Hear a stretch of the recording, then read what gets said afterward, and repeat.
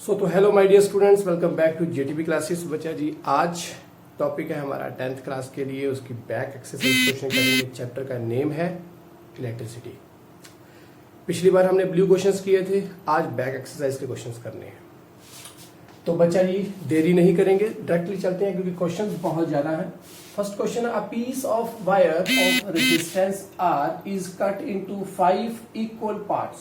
एक हमारे पास कोई वायर है,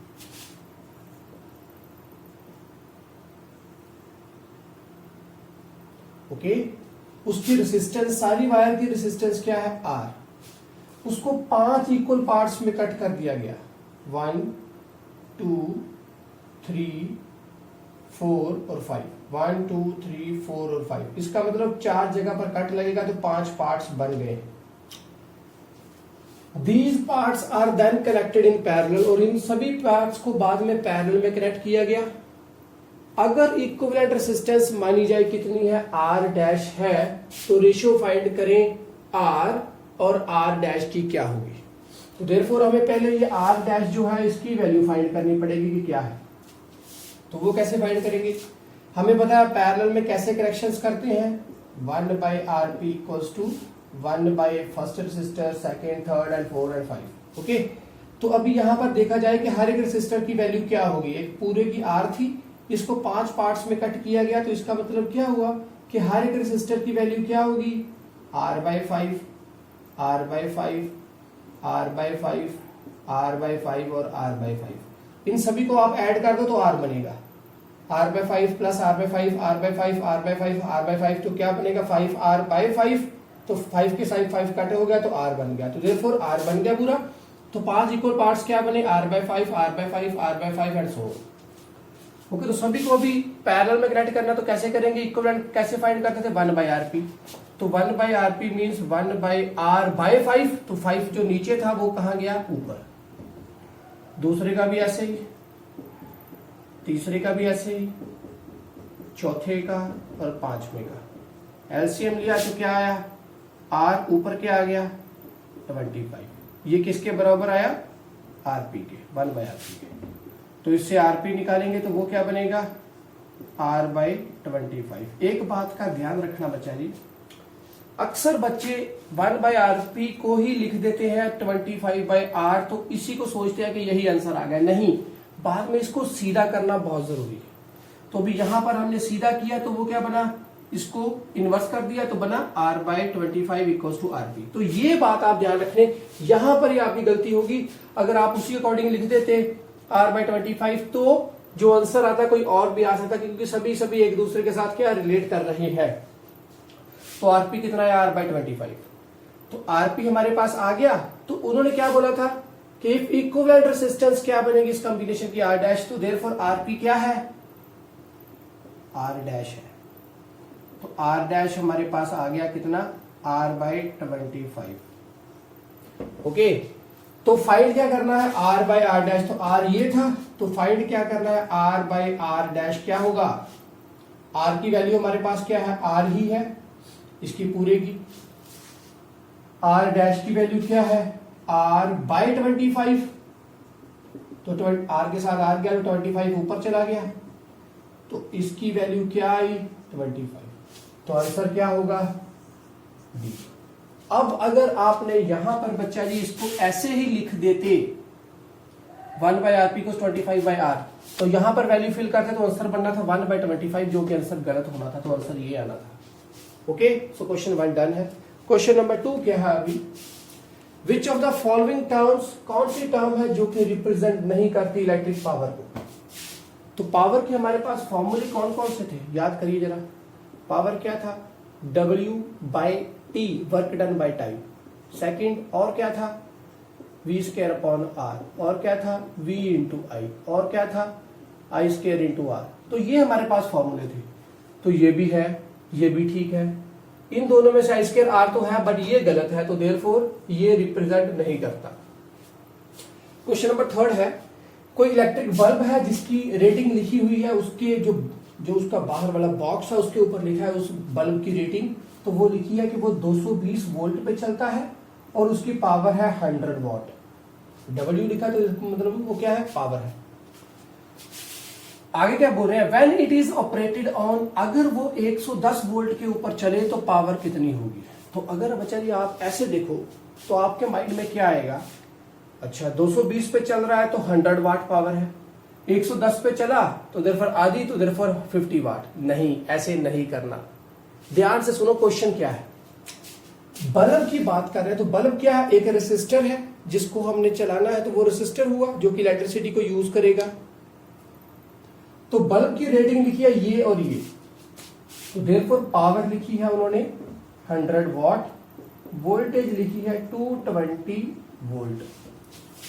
आगे क्या बोल रहे हैं कि अगर वो 110 के ऊपर चले तो पावर क्या होगी। तो देयरफॉर कौन सी चीज है जो सेम रह रही है ओम्स लॉ के अकॉर्डिंगली।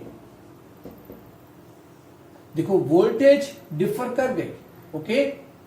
अब जो हमारे पास बल्ब था वही बल्ब यहां पर चलाना है और वही बल्ब यहां पर चलाना है। सो देयरफॉर हमें क्या करना पड़ेगा, इन दोनों से यूज करके पहले आर की वैल्यू फाइंड करनी पड़ेगी, क्योंकि P है V है, R की वैल्यू फाइंड करेंगे, वही R और ये V ये दोनों आपस में यूज करेंगे तो देन पावर फाइंड करेंगे। ऐसे इसको करना है। डायरेक्टली करोगे कि 220 और 100 है, ठीक है, अब 110 पे है तो पावर कितनी हो जाएगी, ये आधा हो गया तो वो भी आधा होगा। नहीं, ऐसे नहीं करना, ओके। तो क्या बनेगा क्वेश्चन, अभी ध्यान से समझिए इसको। पावर है, वोल्टेज है, तो R की वैल्यू फाइंड करें तो फॉर्मूला हमारे पास क्या है, P equals to V²/R, okay. तो पावर है हमारे पास 100, R फाइंड करना है तो R आ गया इधर, तो क्या बना V²/P।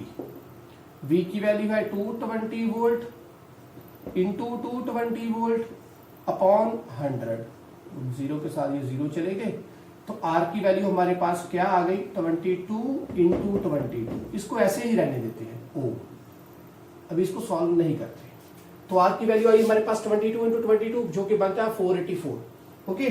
तो यहां पर इसको छोड़ दिया। अब नेक्स्ट क्या बोल रहे हैं, the power consumed will be, अगर 110 पे चले तो पावर कितनी होगी। R हमारे पास आ गया, V है, तो यहां पर इसको सॉल्व करें।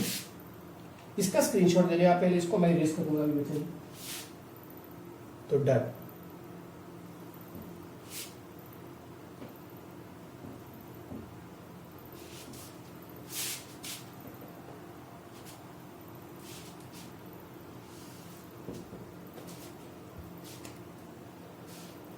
तो R की अभी मेरे पास, अभी उन्होंने बोला है V कितना हो गया 110, ओके, और R की वैल्यू है 222 इंटू 22 ओम।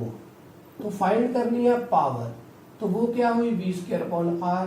तो V की वैल्यू है 110, R की अभी फाइंड की है तो वो आ गया 22 इंटू 22 था, ओके। तो क्या किया, 1 पे गया, 2 पे गया, ये भी 1 पे, ये भी 2 पे, ये 0 था, साथ में 0 रह गया, यहाँ पर 0 एक, ये 0 रहा। तो क्या बना अभी यहाँ पर 1 था, ये 0 एक, ये 0 यहाँ पर रहा। तो दोनों केसेस में क्या हुआ, ये भी कट हो गया, ये भी आया हमारे पास 10 आ गया, यहाँ पर भी 10 इंटू 10 क्या हुआ 100 अपॉन कितना है 4, तो आंसर कितना आ गया 25 पावर है तो वॉट। तो कौन सा बना इनमें से 25 वॉट। डन। याद रखना जैसे यहां पर मैंने कंसेप्ट बताया, क्योंकि वही बल्ब यहां पर चल रहा है और वही बल्ब इतनी वोल्टेज पे चलेगा। उसी बल्ब की रेटिंग बताई है कि वो 100 वॉट की पावर है उसकी, अगर वो यहां पर चले तो इसका मतलब बल्ब के बारे में बताया है कि वो उसकी ये स्पेसिफिकेशंस है, अगर उसको यहां पर चलाऊंगा तो पावर कितनी होगी। तो इस बात का ध्यान रखना, वही बल्ब यहां पर चला और वही बल्ब यहां पर चला, ओके। सो देयरफॉर उसी के अकॉर्डिंगली वहां पर पहले मैं R फाइंड करूंगा, वही R लगातार आगे यूज करूंगा और हमारे पास आंसर आएगा। नेक्स्ट क्वेश्चन क्या है, दो कंडक्टिंग वायर्स हैं सेम मटेरियल की एंड ऑफ इक्वल लेंथ। पहले इसको ऊपर वाला थोड़ा इरेज कर दें, तो आप इसका स्क्रीनशॉट ले लें जल्दी से ऊपर वाले का। डन।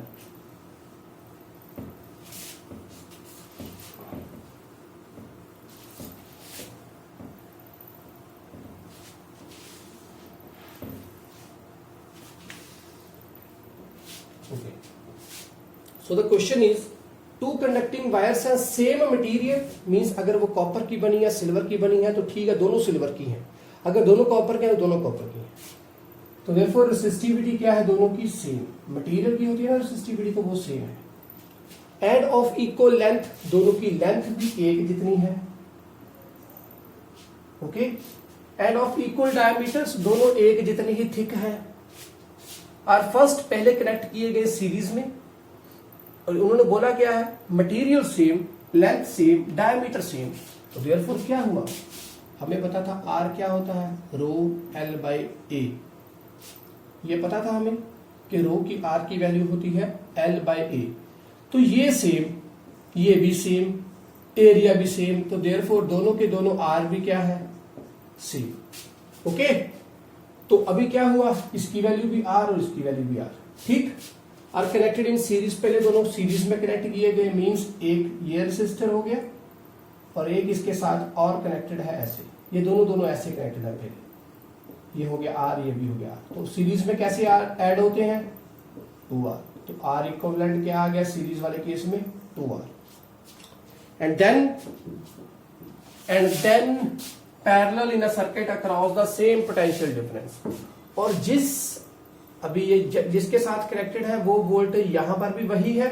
अब नेक्स्ट वाले में ये एक आर हो गया, ये दूसरा आर हो गया।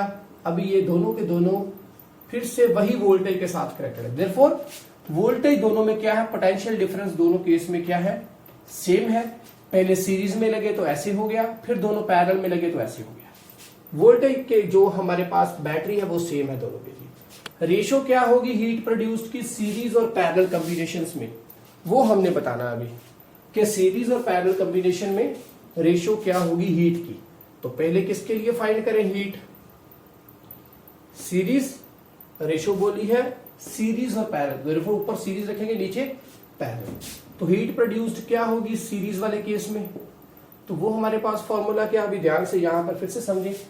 आर मटीरियल्स, वही दो मटीरियल यहां पर है, वही दो मटीरियल यहां पर है, वोल्टेज दोनों सेम है, तो फॉर्मूला भी कौन सा लगेगा, V square upon R into T.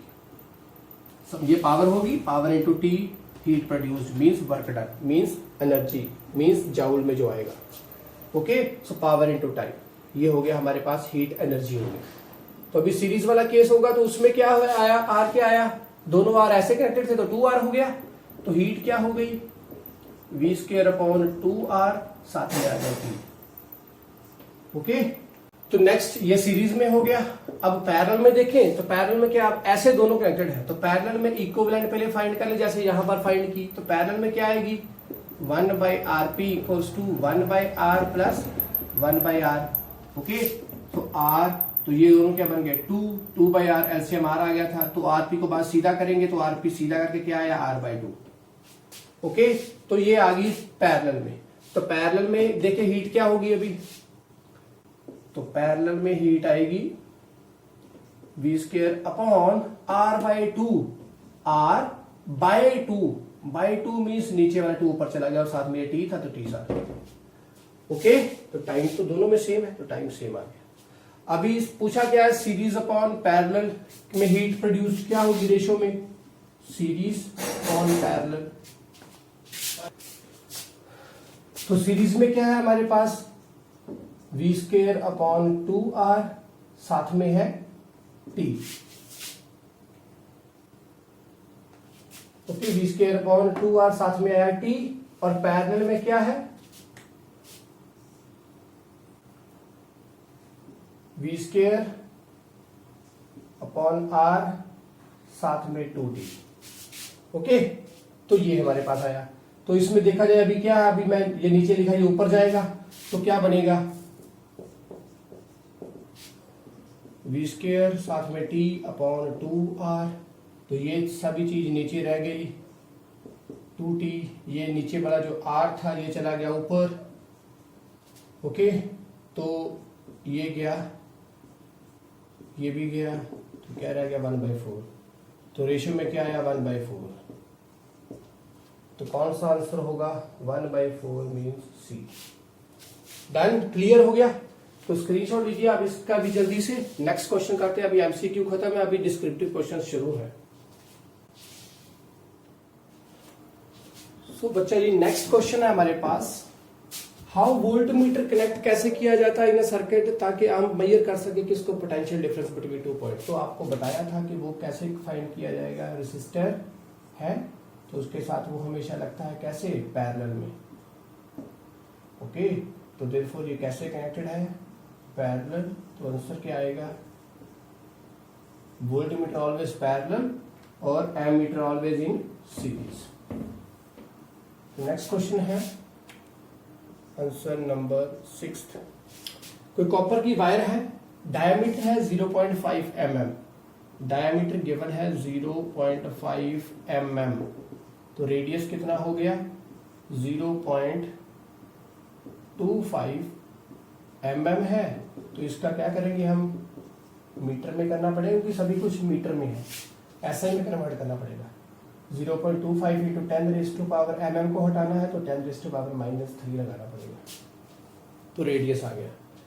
But अभी रेसिस्टिविटी भी गिवन है, कितनी है 1.6 इंटू 10⁻⁻8 ओम मीटर। लेंथ फाइंड करनी है तो मेक इट्स रेसिस्टेंस, ताकि R कितना बन सके 10 ओम। तो कितनी लेंथ होगी वो फाइंड करनी है। ओके, तो ये नेक्स्ट पार्ट है, बाद में करते हैं, पहले इतना करना है। तो L फाइंड करना है, फॉर्मूला हमारे पास है R, अगर लेंथ बढ़ेगी तो R भी बढ़ेगा। लेंथ के बड़े factors affecting the resistance of a wire. Length जितनी लंबी वायर उतना R ज्यादा, जितनी वायर मोटी उतना R कम। तो इसको हटाने के लिए जो लगाते थे तो वो कौन सा था, रो L/A। ये दोनों को इकट्ठा कर दिया, L/A हो गया equals to A approx directly equals to R, तो वो हटाया तो हमने लगा दिया रो। तो ये फॉर्मूला बन गया है। अभी L फाइंड करना है यहां से, तो L क्या होगा, RA अपॉन रेसिस्टिविटी। तो R की वैल्यू है, तो पहले रो की वैल्यू देखने क्या है। रो की वैल्यू हमारे यहां से देखिए, R की वैल्यू क्या बनी 10। एरिया, एरिया क्या, अभी वायर है, वायर का एरिया क्या होता है πr²। तो वायर है, वायर का एरिया क्या होगा πr²। तो पाई की वैल्यू क्या है 22/7। ओके, एरिया बन गया 22/7। तो R की वैल्यू क्या होगी, ये रही, तो 0.25 इंटू 10⁻⁻3। ओके, तो एरिया भी फिल कर दिया। तो ये स्क्वायर है, दो थे, एक और चाहिए 0.25 इंटू 10⁻⁻3। 2 बार R लिख दिया, ये साथ में पाई लग गया। तो अभी नीचे क्या चाहिए रेसिस्टिविटी, तो उसकी वैल्यू कितनी है 1.6 इंटू 10⁻⁻8। तो क्या क्या जा रहा है अभी यहां से देखिए, हटा दे सारे पॉइंट्स पहले। 10/7 इंटू 22। ओके, यहां से 25 गया, पॉइंट हटाया तो नीचे आ गया 100। ओके, एक और गया तो नीचे और आ गया 100। ओके, 10⁻⁻3 10⁻⁻3, ऊपर -6 हो गया तो नीचे जाकर कितना हो गया 10⁻6। ऊपर -6 था तो नीचे जाकर हो गया 6। ओके, 10 भी गया, 22/7 भी आ गया, 25 100 नीचे आ गया, 10 भी नीचे आ गया। अभी नीचे है 16 लगा दें तो 10 गया ऊपर, पॉइंट हटा दिया, तो -8 नीचे था, ऊपर जाकर कितना हो गया ये 10⁻8। अभी देखो क्या क्या जा रहा है, ये 0 के साथ ये दोनों 0 गई, और यहां पर 16 है तो अभी 6 और 2 10⁻8 हो गए, तो ये 8 के साथ ये पूरी गई। क्लियर। अभी क्या रह गया 22 इंटू 25 इंटू 25, और नीचे है 7 इंटू 60। इसकी आप मल्टीप्लिकेशन करोगे तो आंसर आ जाएगा 122.7 मीटर। तो ये आ गया L। डन, आंसर हो गया ये। नेक्स्ट क्या है, अभी resistance, how does the resistance change, कैसे रेसिस्टेंस कैसे चेंज होगा, अगर डायमीटर को डबल कर दूंगा मैं। डायमीटर डबल करने का मतलब क्या हुआ, अभी इसी फॉर्मूले को देखें, रो एल अपॉन एरिया है, तो वो क्या एरिया क्या था, pi r square, pi r square. तो अब अगर मैंने डायमीटर पे लिखना हो तो वो क्या करूंगा मैं उसको, आर का, अब आर अभी डायमीटर लिखना हो तो वो क्या होता है, d/2 इक्वल्स टू आर होता है। ओके, d/2 इक्वल्स टू क्या होगा, आर। ठीक है, पाई d/2 आर। तो अभी यहां से देखो उन्होंने क्या बोला, अभी ये केस तो पूरा पूरा हुआ, कौन सा, जो मैं भी कर रहा था, इसी को मैंने बनाया, यही चीज को बनाया से। अब वो क्या बोल रहे हैं कि अगर डायमीटर डबल कर दिया जाए तो क्या होगा, डायमीटर डबल मीन्स यहां पर 2 आ जाएगा। यहां पर 2 आने का मतलब क्या, कि डायमीटर अभी जो ये था इससे डायमीटर अब क्या होगा, देखिए पहले इसी फॉर्मूले को बना लें कि इसी के साथ ये फॉर्मूला क्या बनेगा, आर एल पाई डी स्क्वेयर, साथ में क्या है, नीचे 2 था तो वो चला गया ऊपर, 4 बन गया, 2 का स्क्वायर 4 आ गया। तो पहले कुछ ये था हमारे पास रेसिस्टेंस। ओके, अभी मैंने डबल नहीं किया डायमीटर, तो पहले कुछ ये बना। अब अगर डायमीटर को मैं क्या कर दूं, डबल कर दूं, डायमीटर डबल करने का मतलब क्या आएगा, यहां पर 2d का स्क्वायर होगा, अभी d का स्क्वायर था, अभी क्या बनेगा 2d का स्क्वायर, तो वो क्या बनेगा, rho L 4 upon pi 2d double का स्क्वायर, तो बना कुछ आर एल 4 पाई 4d का स्क्वायर। ओके, 4d का स्क्वायर। तो पहले रेजिस्टेंस क्या थी ये, अब रेजिस्टेंस जो बनी उसको मैं आर डैश लिख लूं, तो डबल डायमीटर किया अभी, तो क्या बनेगा 4 अपॉन पाई डी स्क्वायर, ये पहले था, साथ में क्या आ गया 4, अब ये साथ में 4 नया ऐड हुआ, तो ये सारा क्या था, रो एल 4 पाई डी स्क्वायर, ये सारा है आर, तो इसको मैं लिख दूंगा आर अपॉन 4, ये नया आया 4। तो अभी ये नई रेजिस्टेंस आई, वो आई ये, वो कितनी होगी पहले वाले से, 1/4 less. Okay, so therefore resistance जो होगी वो क्या कर जाएगी, डिक्रीज कर जाएगी बाय एन अमाउंट कितना, 1/4। पहले आर थी, तो अब आर डैश क्या हुई, उस आर से चौथा हिस्सा कम, तो आर डैश कितनी आ गई, 1/4 ऑफ दैट फर्स्ट आर। तो स्क्रीनशॉट दीजिए आप इसका भी जल्दी से। तो आई थिंक आपको नीचे से थोड़ा सा प्रॉब्लम आ रही होगी बच्चा जी, यहां पे, तो इसको थोड़ा सा सेट करना पड़ेगा यहां।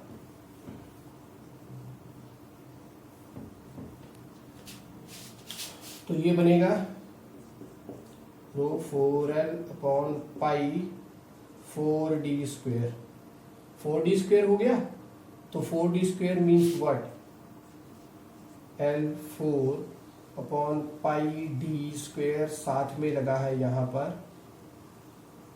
4, अलग से लगा 4, तो ये सारी चीज क्या होगी, ये वाला r, तो बना r/4, तो देयरफॉर r डैश क्या हो गया, r/4। अभी मैंने सही कर दिया, अभी आपको कैमरे के अंदर आ रहा होगा।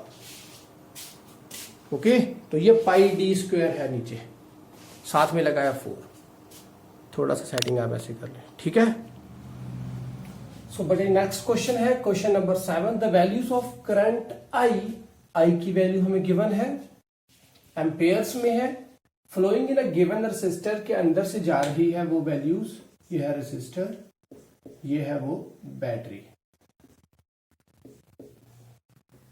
ओके, तो ये बैटरी है रेसिस्टर और ये करंट जा रहा है उसकी वजह से, तो करंट ये हुआ। For the corresponding values of potential difference V across the resistor R given below.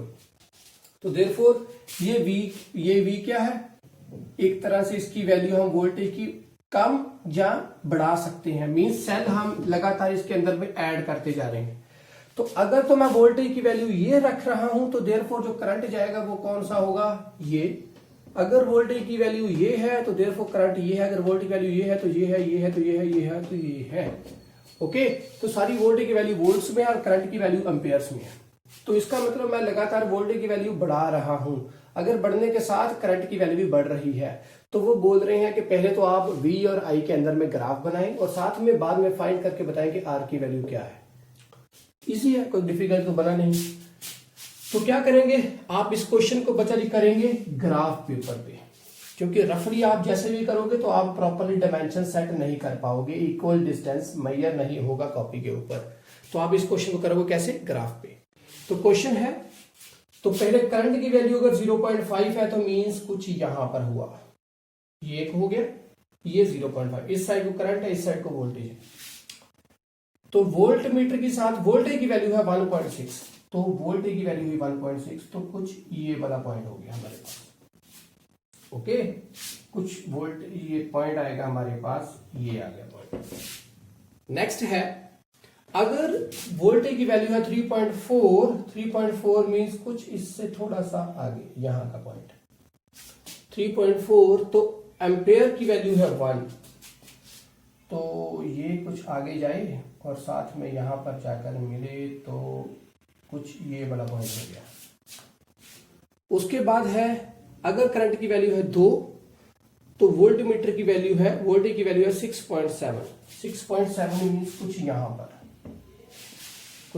पर और उसकी वैल्यू, तो कोई पॉइंट बन गया हमारे पास, ये पॉइंट आया यहां से 2 और यहां से 6.7।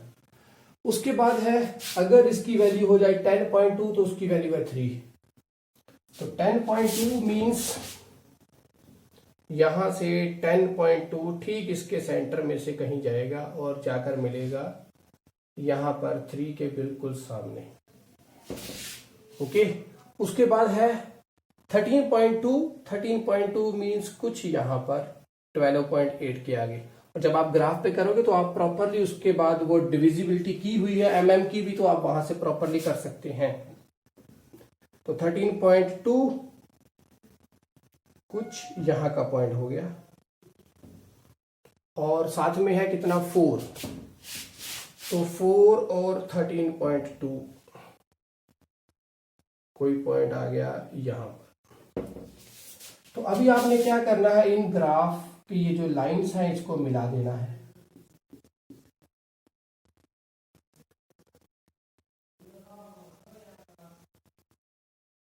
तो जब आप लोगों ने इस लाइन को मिला दिया तो आप क्या देखोगे कि ये जो ग्राफ बना ये कैसा बना, स्ट्रेट लाइन ग्राफ बना है।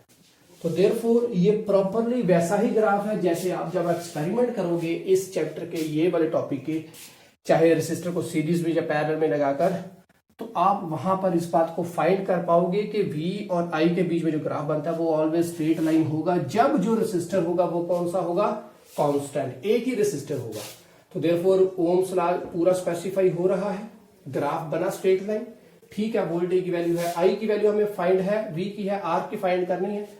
बट यहां पर R through out the level, R तो सेम है बट जिसने ये रीडिंग ली है उसने प्रॉपर रीडिंग नहीं ले पाया। तो देयरफॉर R की वैल्यू हर केस में थोड़ी सी अप्रोक्सीमेशन पे आ रही है। कैसे फाइंड करके देखिए, इसमें अगर आप R की वैल्यू फाइंड करोगे तो R क्या होगा, V इक्वल्स टू I है, तो V अपॉन I। तो V की वैल्यू है 1.6, तो I की वैल्यू है 0.5, तो कितना बड़ा 16/5। तो इसको आप डिवाइड करोगे तो आपका आएगा 3.2 ओम पहले पे। तो दूसरे पे इस पे आप फाइंड करोगे तो वो बनेगा 3.4 अपॉन 1.0, तो क्या 0 के साथ 0 गया तो कुछ ये आया, तो आंसर में भी आएगा 3.4 ओम। ओके, थर्ड वाले केस में करा आपने तो वो क्या होगा 6.7 अपॉन 2.0। तो करोगे आप इसको तो फाइंड, तो आप बता पाओगे कि आंसर क्या होगा 67/2। ओके, 67/20। ओके, तो इसको अगर आपने फाइंड किया तो आंसर में आपके आएगा 3.35 इतना आ गया आपका। तो ऐसे इसका मतलब अब यहां पर भी करोगे तो वैसे कुछ आएगा, यहां पर भी करोगे तो कुछ आएगा। तो सभी में आप R की वैल्यू फाइंड कर लोगे। अभी यहां पर भी फाइंड करें तो R4 क्या बनेगा 10.2 डिवाइड बाय 3.0, तो आंसर में आया 3.4 ओम। ये बन गया R4। तो R5 में क्या होगा? 13.2 डिवाइडेड बाय 4.0। तो अब यहां पर आप करोगे तो आंसर में आएगा 3. यहां पर आ गया 3 और साथ में पानी गया तो 3.3।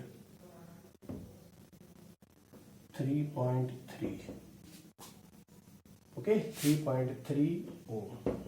तो आपकी वैल्यू आ रही है 3.2, 3.4, 3.35, 3.4 और 3.3।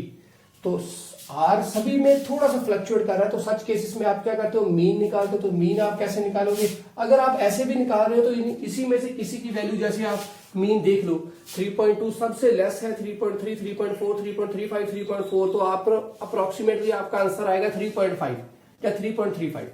तो कैसे करोगे आप इसका? अभी मीन निकालोगे तो जो मीन होगा वही आपका आंसर होगा, कि सभी में वैल्यू थोड़ी सी पास पास है। तो कितनी क्वांटिटीज है टोटल? 1 2 3 4 5 है टोटल।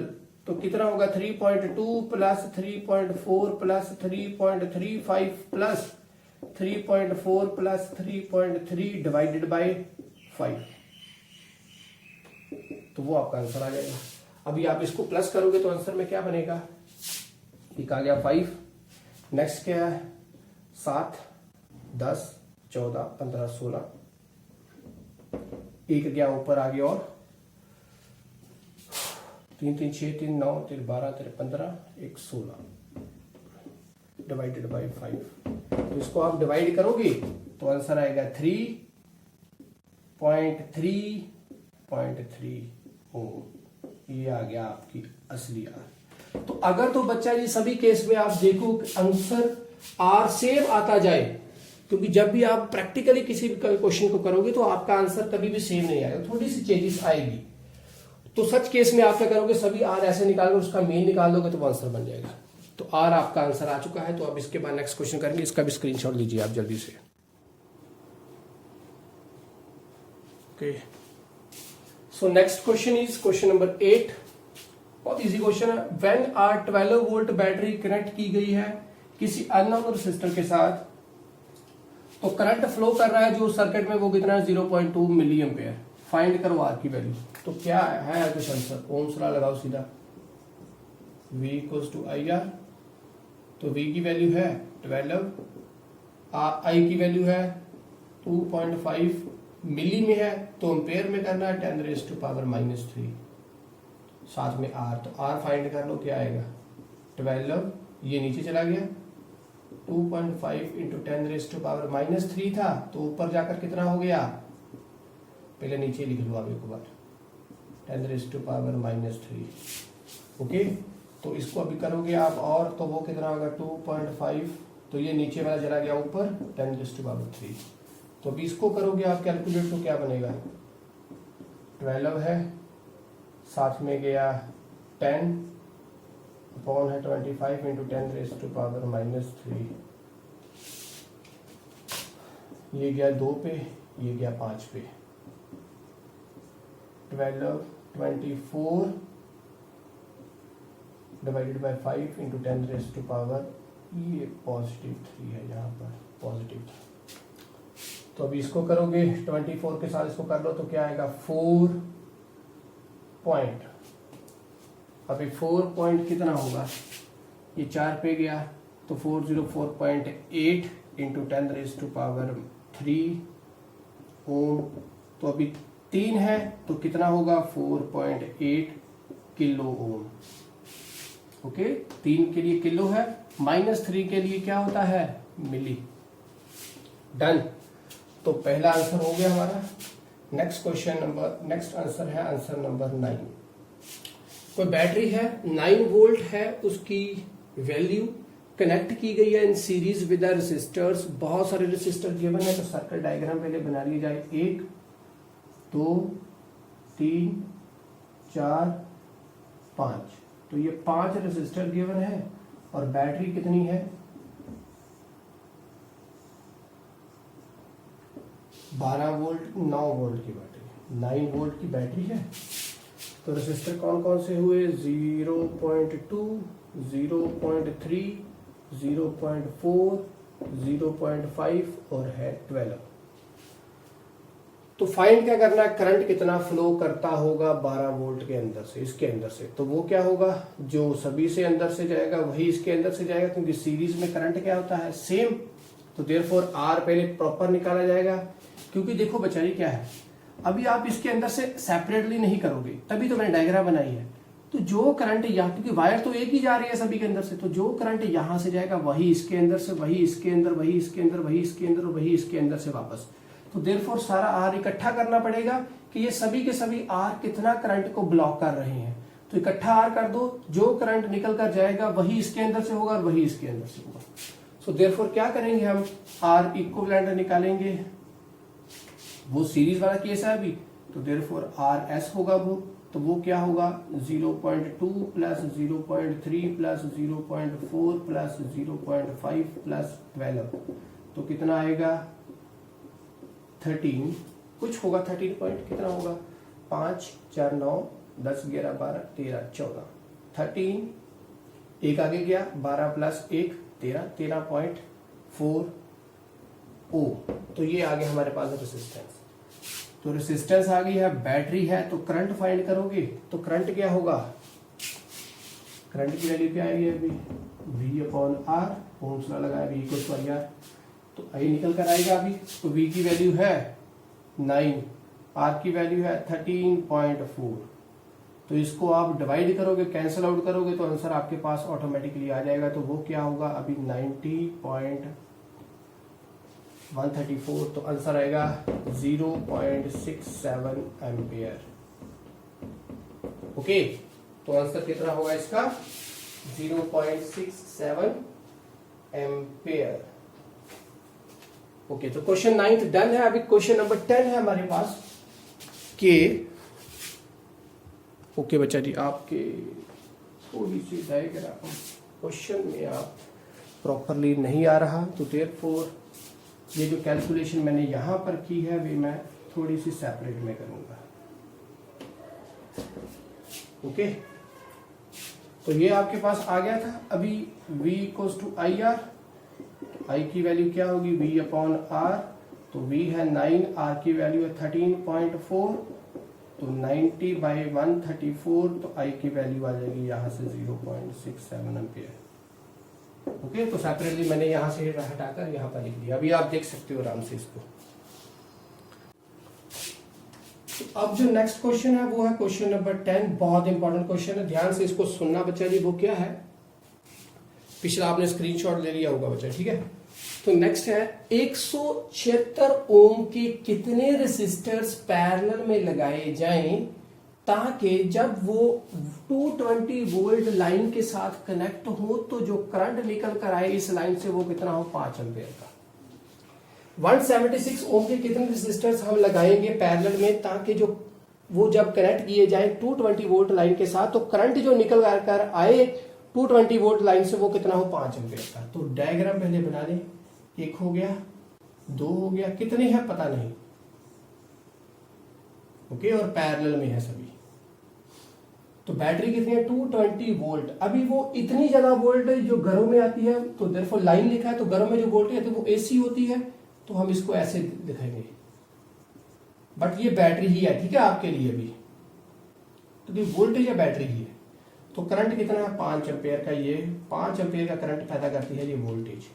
तो ये सभी रेसिस्टर 176, 176, 176 के हैं। तो कितने हैं ये नहीं पता, कितने लगे। तो कैसे करेंगे स्टार्ट, देखिए पैरेलल में है तो पहले निकाल दिया जाए कि आरपी क्या होगी, रेसिस्टेंस कितने हैं ये नहीं पता। सो देयरफॉर 1/76 प्लस 1/76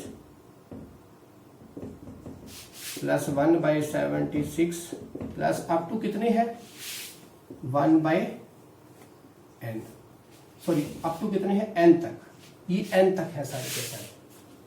ओके, ये हमने स्टार्ट किया 1/76, 1/76 कितने हैं, मान लिया जाए कि वो कितने हैं n। Let number of resistors be n, उनको हमने n मान लिया। तो कितने कहां तक गए, n तक गए। ओके, तो अभी इसका आप एलसीएम निकालोगे 176 का, तो वो कितना आएगा, 176 ही आएगा। ओके, तो ऊपर क्या होगा, 1 प्लस 1 प्लस 1 प्लस 1 प्लस कितने, अब 2n, तो यहां पर क्या होगा, n ही आएगा।